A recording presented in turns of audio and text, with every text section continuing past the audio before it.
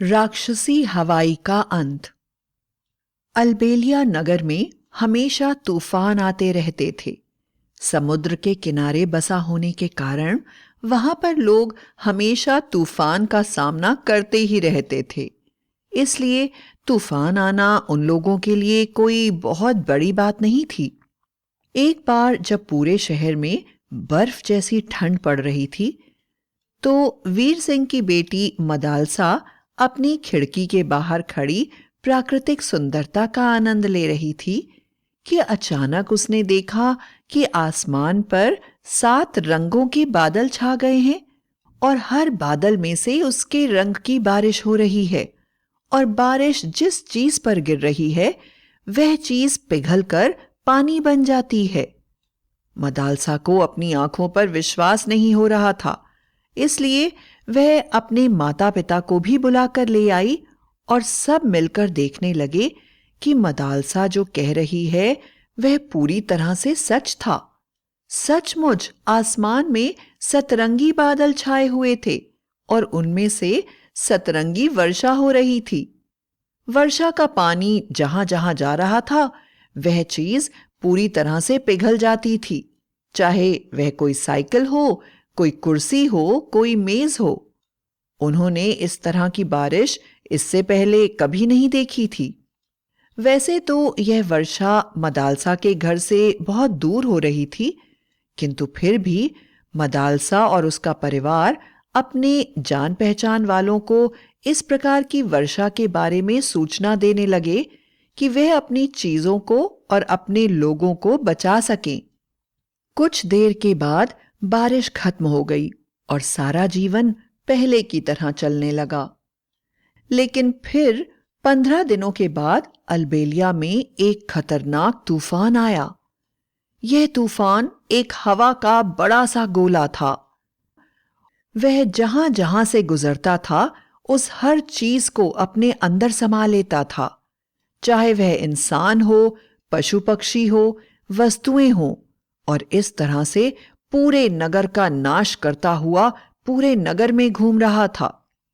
हर नगरवासी अपने अपने घरों के अंदर बंद था, क्योंकि बाहर निकलने का मतलब था उस हवा के रहस्यमयी गोले में हमेशा के लिए समा जाना।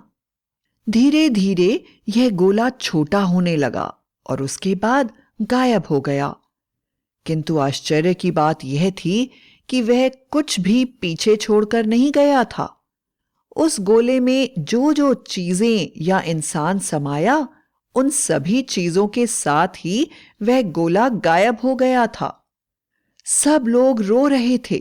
किसी के पिता, किसी का भाई, किसी की बेटी, किसी की मां, किसी के पशु, किसी के पक्षी, हर घर से कुछ न कुछ नुकसान जरूर हुआ था। खैर, इसे एक प्राकृतिक आपदा समझकर सब लोगों ने बर्दाश्त कर लिया और धीरे धीरे जीवन सामान्य हो गया। अगले महीने ठीक उसी समय वह तूफानी हवा का जादुई गोला फिर से नगर में दिखाई दिया। वह अपने अंदर फिर से लोगों को कैद करने लगा। तेज हवा के बवंडर में लोग फंस जाते थे और जब तक वह अपने आप को संभालते तब तक गोला उनको अपने अंदर कैद कर लेता था। यह खबर फैलते ही नगरवासी जल्दी जल्दी अपने अपने घरों में बंद होने लगे। किंतु मदालसा के पिता आज अपने खेत गए हुए थे। इस कारण उन्हें इस गोले के फिर आने के बारे में कोई भी खबर नहीं मिल पाई।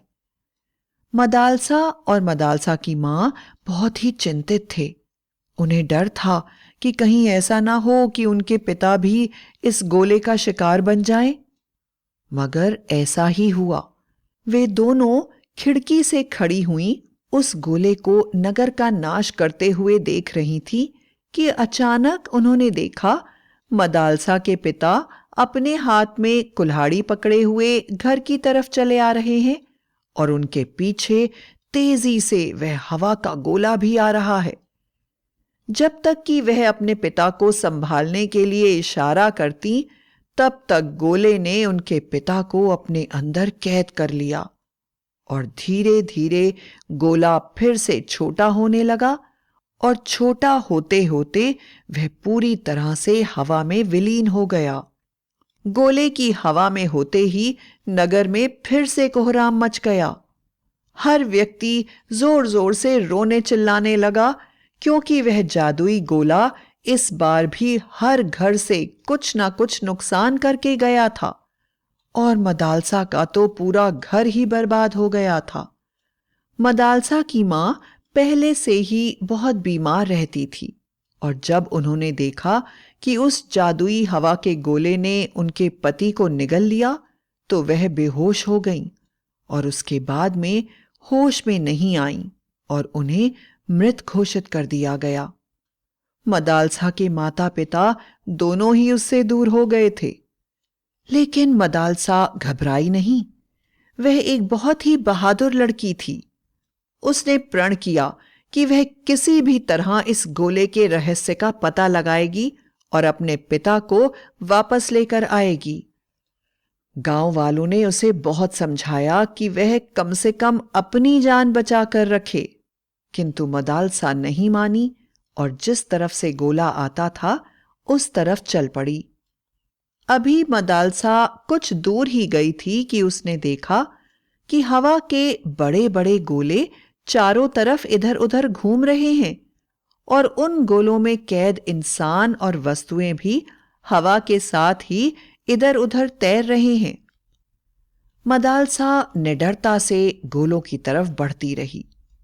उसने देखा कि सभी गोले एक छोटी सी हवा की रस्सी से एक दूसरे से जुड़े हुए हैं। अभी वह यह सब देख ही रही थी कि अचानक उसको एक डरावनी आवाज सुनाई पड़ी। जब उसने आवाज की तरफ देखा तो उसको दिखाई पड़ा कि एक बहुत बड़ी औरत की भयंकर आकृति, जो हवा से ही बनी हुई थी, उसके सामने प्रकट हुई और बोली, क्यों आई हो यहां? क्या तुम्हें मौत का डर नहीं है? मैं तूफानी राक्षसी हवाई हूं और यह गोले मेरा भोजन। यह नगर नगर जाते हैं और मेरा भोजन अपने अंदर सोख कर ले आते हैं। मैं सिर्फ इन गोलों के अंदर की वस्तुओं को ही खा सकती हूं। इन गोलों से बाहर होने वाली कोई भी चीज मैं नहीं खा सकती, क्योंकि मैं स्वयं ही हवा से निर्मित हूं।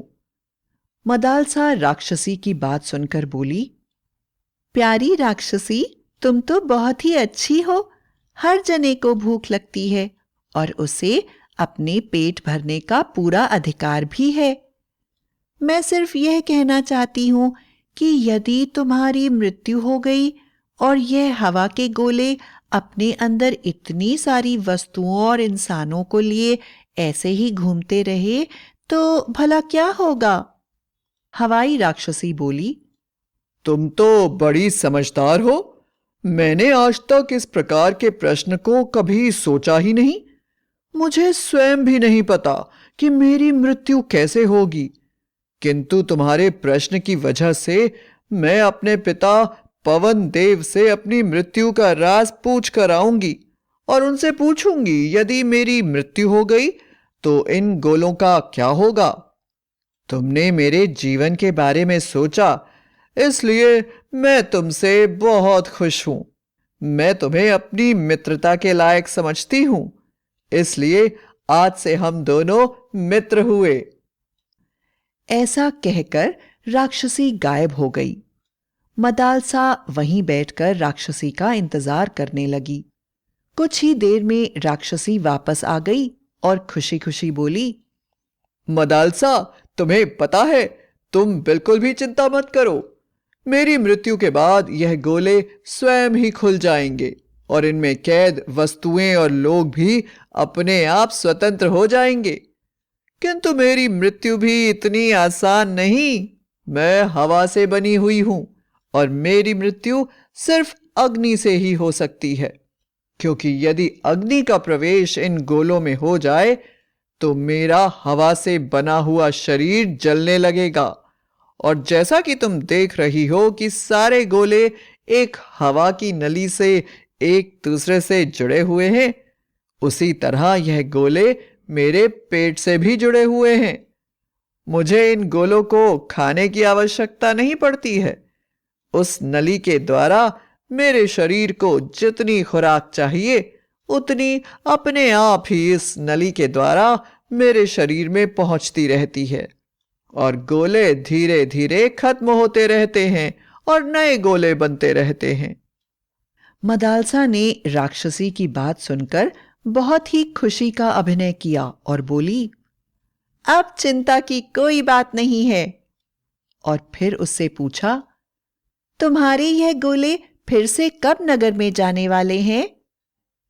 राक्षसी बोली, हर पूर्णिमा की रात को मैं गोलों को तैयार करती हूँ और उन्हें रास्ते बताती हूँ। अगले दिन सुबह गोले मेरे बताए रास्तों पर जाकर मेरे लिए मेरा भोजन तैयार करके उन्हीं रास्तों से वापस आ जाते हैं। कल भी पूर्णिमा है और परसों यह गोले फिर से नगर में जाकर मेरा भोजन तैयार करके लाएंगे। किंतु तुम्हें डरने की कोई आवश्यकता नहीं है, क्योंकि तुम्हारी आवाज मेरे गोलों ने सुन ली है, इसलिए वह कभी भी तुम्हें अपनी जकड़ में नहीं लेंगे। थोड़ी देर के बाद मदालसा वापस अपने घर चली गई। परसों आने वाले गोलों का इंतजार करने लगी।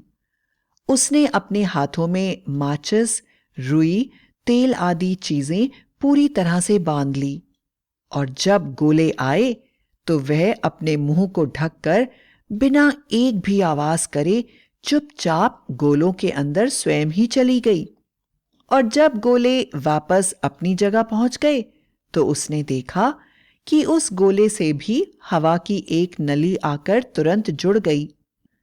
मदालसा ने गोले के अंदर उपस्थित फंसे हुए सभी लोगों को कहा, सब लोग एक दूसरे का हाथ पकड़कर खड़े हो जाएं और किसी भी प्रकार की आवाज नहीं करें। उसके बाद मदालसा ने अपने हाथों में बंधी हुई माचिस को जलाया और रुई में तेल डालकर आग लगा दी। आग हवा के कारण तेजी से फैलने लगी और इस नली द्वारा दूसरी नलियों और गोलों में इस तरह से मिनटों में आग राक्षसी के पेट तक पहुंच गई। आग के पहुंचते ही राक्षसी का पेट जलने लगा और हवा के सारे गोले स्वतंत्र हवा में बदल गए और उसमें फंसे सारे लोग तुरंत नीचे गिर गए। अब सब स्वतंत्र थे, कोई भी हवा में कैद नहीं था। थोड़ी देर में गर्मी से चिल्लाती राक्षसी हवाई मृत्यु को प्राप्त हुई। कुछ ही दूर मदालसा के पिता बेहोश अवस्था में पड़े हुए थे। मदालसा ने तुरंत अपने पिता को उठाया और बाकी गांव वालों को भी लेकर गांव वापस आ गई। इस तरह अपनी बुद्धि और विवेक से मदालसा ने सिर्फ अपने पिता को ही नहीं बल्कि गांव के बाकी लोगों को भी बचा लिया और जादुई हवा के गोलों से हमेशा के लिए मुक्ति दिला दी।